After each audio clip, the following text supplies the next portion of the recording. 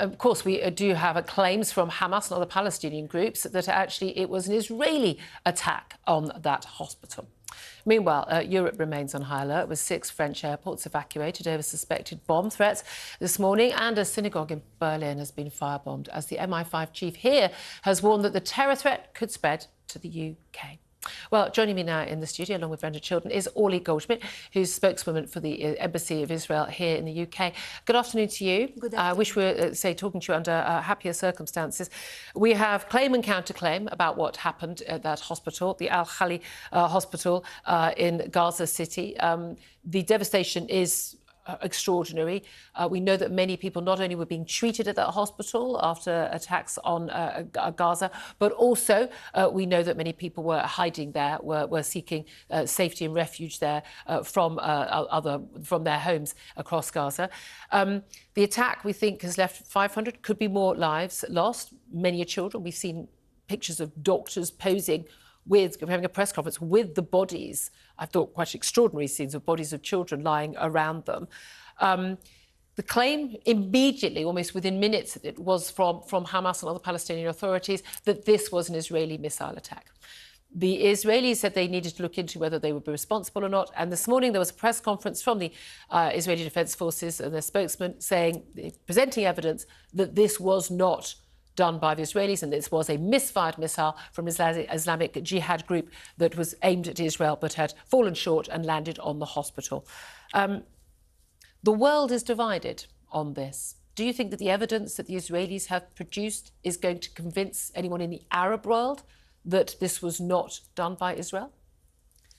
I think that for the last 11 days there is a trend in the general media. They are using Hamas claims when we know what Hamas has done to Israel on the 7th of October, and they're using Hamas claims which spread disinformation, and I think this is very dangerous. We need to be very careful when we hear information from Hamas before spreading it out to the world, because the consequences can be dangerous. We've certainly seen some criticism of the BBC from Israeli Defence Forces that the BBC had said, reports of Israel missile attack on the hospital in Gaza when Israel was saying they were not sure that it was one of theirs. It's interesting that Joe Biden, arriving in Israel today, has said that he believes, I think his phrase, the other team did it. He seems to be pretty convinced by the evidence. The British Foreign Secretary, James Cleverly, in the comments today, has said that Britain does not have an opinion yet. There is a need for some independent verification. I have to say, watching the press conference this morning, I thought the IDF's explanation was very convincing. It also tallies with the realities on the ground of who benefits from this. A deliberate Israeli attack on the hospital would be, frankly, diplomatically insane. An accidental attack could happen when missiles are being fired into Gaza. It could happen. For the Hamas, or the claim that this was this group, this Islamic Jihadi group, does exactly what it says on the tin. I'm guessing it's one of those groups. But their claim that they obviously denied this, and Hamas and other Palestinian authorities have denied it. But we have seen misfired missiles before. The evidence presented by the IDF about crater, etc., does seem to make sense.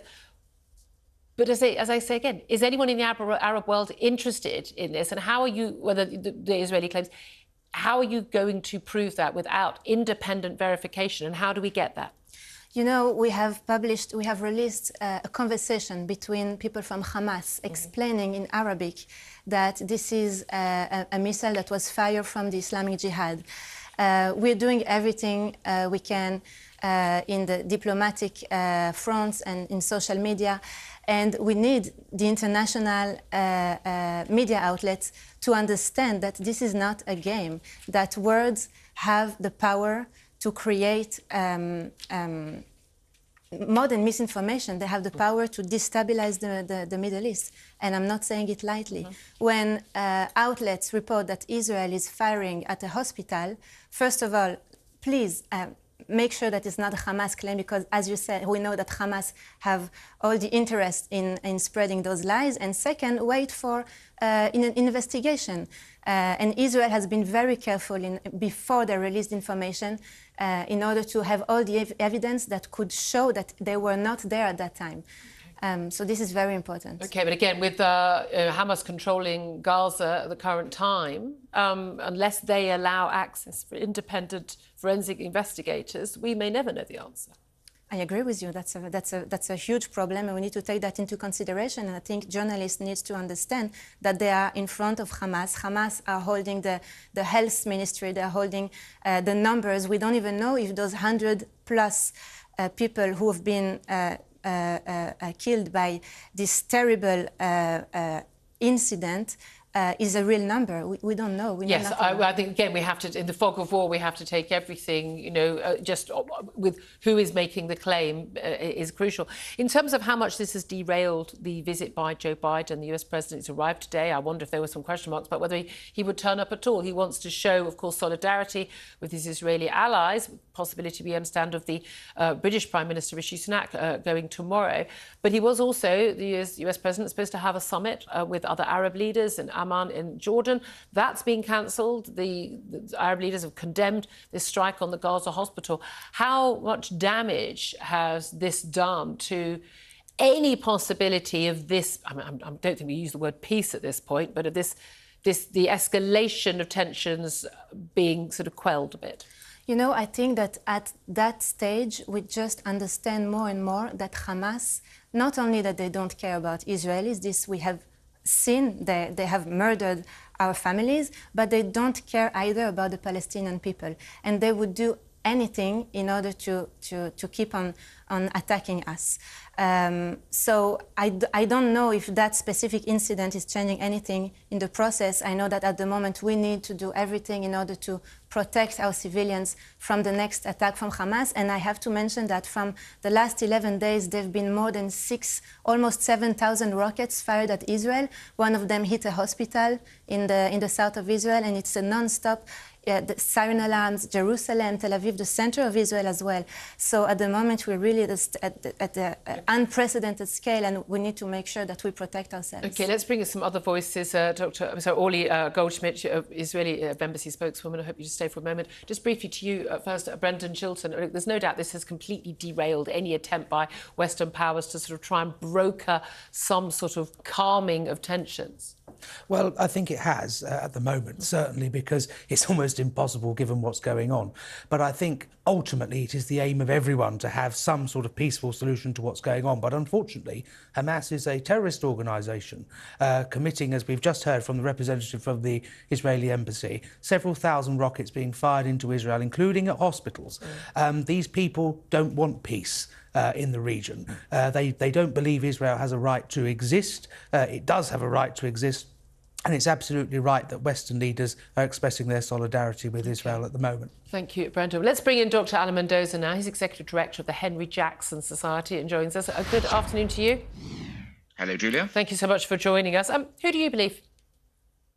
Well, on the balance of probability, on the balance of evidence I've seen, which includes, by the way, mapping evidence by a group of independent experts who track missile launches on a regular basis, it appears, can't be 100% verified, but it does appear that the Islamic Jihad theory that it was a misfired Palestinian rocket does look more likely than it was an Israeli rocket. There's been no evidence suggested or presented at all that it's been an Israeli rocket other than Israel's firing rockets, whereas there is considerable evidence that has been presented, including the corroborating evidence that was mentioned about the phone conversation, that this may well have been a Palestinian rocket gone wrong. So on balance, I'm on that side. But of course, I do stress the fog of war and we need final verification. But what with the facts that we know, and you've seen Joe Biden's come to the same conclusion, I believe HMG is essentially on the same wavelength as well.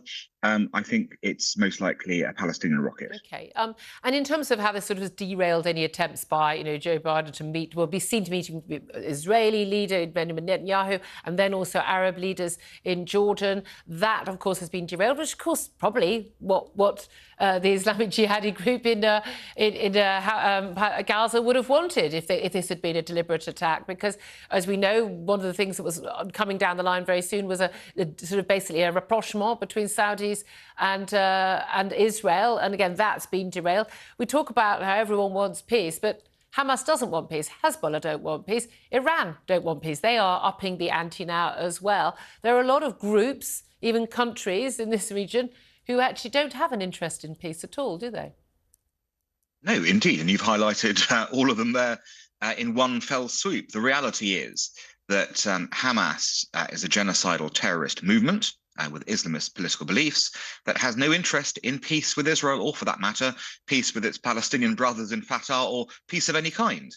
You've highlighted Hezbollah, the Shiite terrorist movement in Lebanon, which is, of course, like Hamas, backed by Iran. Again, no interest in peace. What it wants to do is serve Iran's interest. And Iran's interest is very much to stir up trouble in the region, to deflect against what is happening in Iran, where the protests against the mullah's rule continues, and to try and disrupt any moves towards peace by its so-called enemies, because it is, of course, worried that if Israel, for example, gets together with Saudi Arabia, the Arab world normalizes with Israel, then everyone will quite rightly look around and go, well, where's the source of instability? It is Iran. And this is one of the big issues, isn't it? And we've had the MI5 chief as well, speaking with other Five Eyes allies or intelligence allies, US, Canada, Australia, New Zealand, some of the world's leading intelligence sources, although missed out on the 7th of October attack. Certainly there's some failings there. But he's been warning of the terror that we're seeing over in the Middle East coming to Europe. We've already seen an attack on a synagogue in Berlin. We've seen a French teacher beheaded. We've seen an attack on, well, it was actually a Jewish attack on a Palestinian boy in New York. We've seen 6 airports in France having to evacuate over terror threats there today as well. Big concerns about what happens on the streets of the UK too. Yeah, totally. I think what you're seeing is a rise of radicalism, a rise of radicalization, and an incentive for people now to throw in their lot with what's happening in the Middle East. It tends to be one-way traffic, I think you'll find, when it comes to the actual atrocities being carried out. It's people who share, if you like, the ideological and religious beliefs of Hamas. So we're talking about the jihadist movements, if you were, and their adherents. They are the ones who are quite clearly of most concern to Europe right now. That's why there are security alerts across Europe. It's not because they're worried about Jews being violent. They're worried about radical Muslims being violent. And that's indeed what's been happening elsewhere. And we have to be careful in the UK as well. There's a lot of preventative action going on behind the scenes. There are efforts to make sure that sort of marches and protests do not turn violent, and that there is sufficient protection being given to the likely victims of any violence in the UK, which would be the Jewish community, given the rise of anti-Semitism already. And as a result, we have to be on our guard to make sure that there is no extremism allowed, and that public order is maintained. Because if public order is removed for one group of people in the UK, then it frankly is removed for all of us. Yeah, indeed. And we have to remember, there are still some ongoing issues in this country. We've seen sort of, we've still got a teacher, by the way, in Batley, from Batley Grammar School, who's in hiding after being threatened with death after simply showing a cartoon of the Prophet Muhammad. We've got these sort of issues. We kind of think it's all over there, it's happening over there, it's not happening here. It is happening here. It's just a lot of the media just choose to ignore it a lot of the time and make excuses. Another person arrested who apparently has got a mental health problem, and we just try and ignore it and brush it under the carpet, don't we? Well, I think it's very difficult to ignore if you're walking through any of our major cities over the past week. Angry crowd shouting Allahu Akbar in many cases, and intifada, intifada.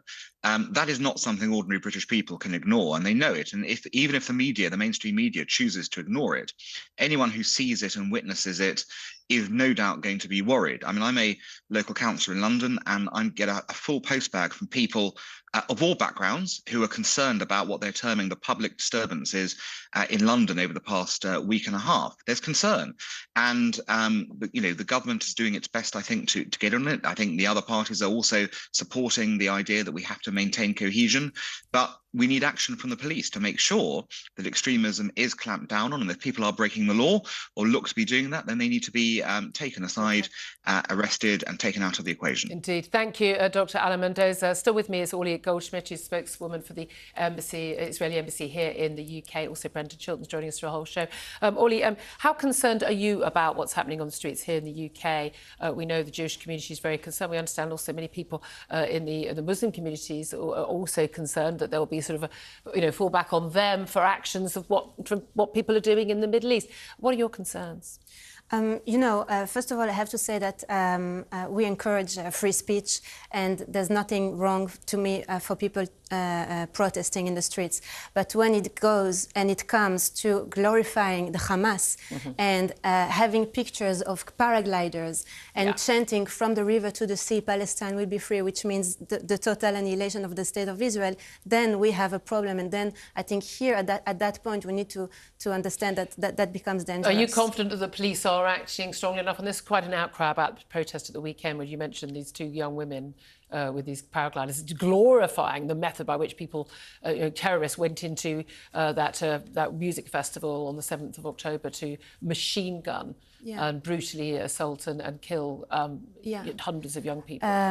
I believe that the country does everything they can in order to protect us. I know that there are more funds allocated to protect the Jewish community around the UK. So, we feel the support. Good. Well, that's something at least. Really appreciate you joining us, Orly Goldschmidt from the Israeli embassy. Just a quick word from you, Brendan. Are you concerned about this, though? Because these things that happen on the other side of the world have a habit of coming back to hit us here. They do indeed, and I think a friend of mine was at one of the protests supporting Israel at the weekend, and she said there were an enormous number of police there. She felt very safe, but it's when people leave these protests that they feel under threat. Yeah, indeed, that's the issue, isn't it? Brendan Chilton, more from you coming up, lots more top stories.